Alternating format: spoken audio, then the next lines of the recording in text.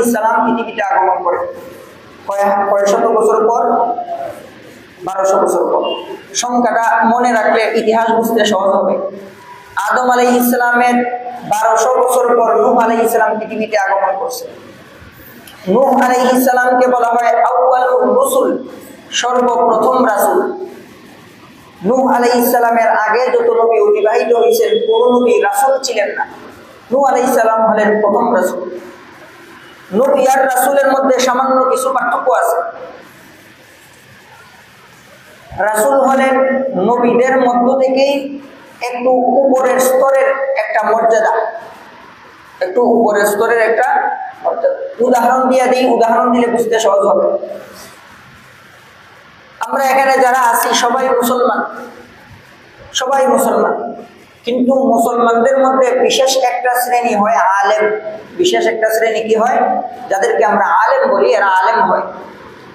সব আলেমই মুসলমান, কিন্তু সব মুসলমান আবার আলেম না। মুসলমানের মধ্যে বিশেষ একটা স্তর, বিশেষ একটা মর্যাদা হলো আলেম শ্রেণী। ঠিক তেমনি ভাবে সমস্ত নবী হইল মুসলমানদের মতো, আর এদের মধ্যে বিশেষ যারা আলেম লেভেলের যারা, এই বিষয়টা বোঝানোর জন্য রাসূল বলা হয়। অর্থাৎ সমস্ত রাসূলই নবী, আবার সব নবী রাসূল না। নবীদের মধ্য থেকে যাদেরকে নতুন কোনো কিতাব দেওয়া হয়েছে কিংবা নতুন কোনো শরীয়ত প্রদান করা হয়েছে তাকে রাসূল বলা হয়। আর যিনাকে নতুন কোনো শরীয়ত দেওয়া হয় নাই বা নতুন কোনো কিতাব দেওয়া হয় নাই, বরং আগের নবীর অনুসারী হিসেবে দুনিয়ায় পাঠানো হয়েছে, উনাকে শুধু নবী বলা হয়। নবী আর রাসূলের মধ্যে একটু পার্থক্য আছে। যেমন হযরত মূসা আলাইহিস সালাম আল্লাহ তাআলার নবীও ছিলেন, রাসূলও ছিলেন। উনাকে নবুয়ত দেওয়া হয়েছে, সাথে সাথে উনাকে নতুন শরীয়ত এবং নতুন কিতাব দেওয়া হয়েছে। কিন্তু উনার ভাই ছিলেন হারুন আলাইহিস সালাম।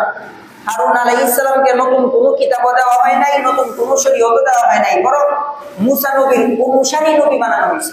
এই জন্য হারুন আলাইহিস সালাম শুধু নবী, আর মূসা আলাইহিস সালাম নবী ও রাসূল।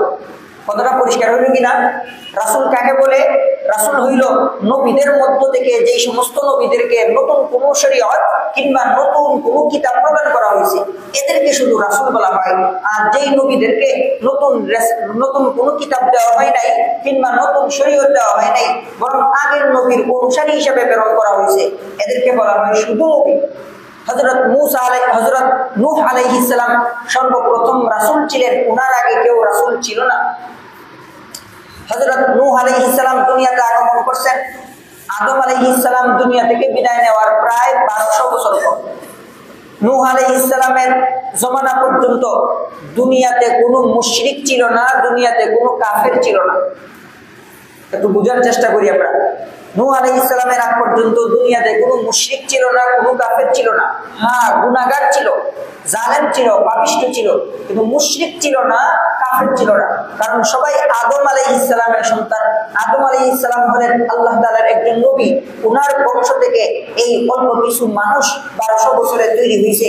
এরা সবাই আল্লাহ বিশ্বাস করত, সবাই আল্লাহ এক আল্লাহ বলে স্বীকার করত। মুশরিক কেউ ছিল না, কাফের কেউ ছিল না।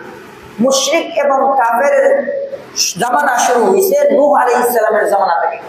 উনার ঠিক আগের সিঁড়ি থেকেই মূলত মূর্তি পূজা শুরু হয়েছে, মুশরিকের জামানা শুরু হয়েছে। নূহ আলাইহিস সালাম দুনিয়াতে এসে এক জাত বেঈমান কাফের পাইলেন, এদেরকে দ্বীনের দাওয়াত দেওয়া শুরু করলেন। তাওহীদের দাওয়াত, একত্ববাদের দাওয়াত, এক আল্লাহর প্রতি দাওয়াত। এইভাবে দাওয়াত দিতে দিতে দিতে দিতে একাধারে 950 বছর পর্যন্ত দ্বীনের দাওয়াত দিলেন। কয়শো বছর? 950 বছর। একাধারে 950 বছর পর্যন্ত নূহ আলাইহিস সালাম বেঈমানদেরকে দ্বীনের দাওয়াত দিলেন, কিন্তু বেঈমানেরা কবুল করে না। বেঈমানেরা কি করে না?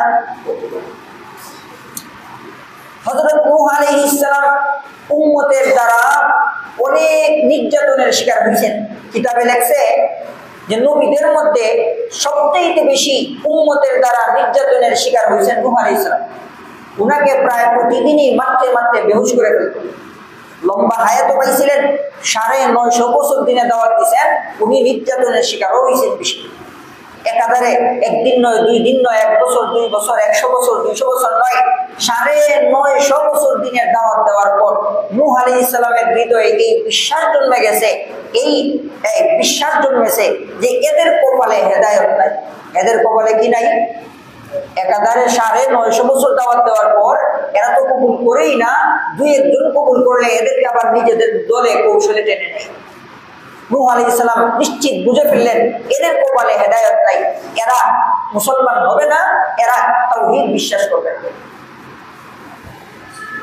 তখন নূহ আলাইহিস সালাম আল্লাহর দরবারে একটা দোয়া করছিলেন। এই দোয়াটা আল্লাহ তাআলা কোরআনের মধ্যে উল্লেখ করেছেন। আল্লাহ নূহ আলাইহিস সালাম বলেন, وقال نوح رب لا تذر على الأرض من الكافرين ديارا إنك إن تذرهم يضلوا عبادك ولا يلدوا إلا فاجرا كفارا। নূহ আলাইহিস সালাম আল্লাহর কাছে দোয়া করেছেন, আল্লাহ এই 950 বছর পর্যন্ত উম্মতদেরকে দাওয়াত দিলাম, আর শেষ পর্যন্ত বুঝলাম এরা কোনোদিনও হেদায়েত গ্রহণ করবে না, আর হেদায়েত তো গ্রহণ করবেই না, এরা যতদিন বেঁচে থাকবে এদের কারণে নতুন করে কেউ হেদায়েত পাবেও না। এরা যতদিন বেঁচে থাকবে এদের গর্ভে সন্তান হবে, এদের মাধ্যমে যে বংশ বিস্তার হবে এরাও কাফের, এদের বংশধরদেরকেও কাফেরই বানাবে। ফলে আপনার জমিনে আপনার নাম নেওয়া, নাম উচ্চারণ করার লোক থাকবে না, নাম উচ্চারণ করার। এরাও কাফের, এদের বংশও হবে কাফের, এরাও বেঈমান, এরা কাউকে মুসলমান বানাতে দেয় না, সব জায়গায় বাধা প্রদান করে। সুতরাং এরা যতদিন জমিনে থাকবে ততদিন পর্যন্ত মুসলমানের সংখ্যা বৃদ্ধি হবে না, আপনার নাম দেওয়া লোক জমিনে পাওয়া যাবে না। সুতরাং আপনি এদেরকে সমূলে ধ্বংস করে দিন, এদেরকে সমূলে ধ্বংস করে দিন। ফলে এদেরকে সমূলে ধ্বংস করে দিলে যে কজন মুসলমান জমিনে থাকবে এরা নতুন করে আপনার ইবাদত বন্দেগী শুরু করবে, এদের দ্বারা বংশ বিস্তার হবে। এই মুমিন মুসলমানের ঘরে যে সন্তান জন্ম নেবে এরাও মুমিন মুসলমান হবে। নূহ আলাইহিস সালামের দোয়াটা বুঝে থাকলে দয়া করে বলবেন, এটা কি উম্মতের প্রতি কোনো বদদোয়া ছিল না মানবতার জন্য নেক দোয়া ছিল?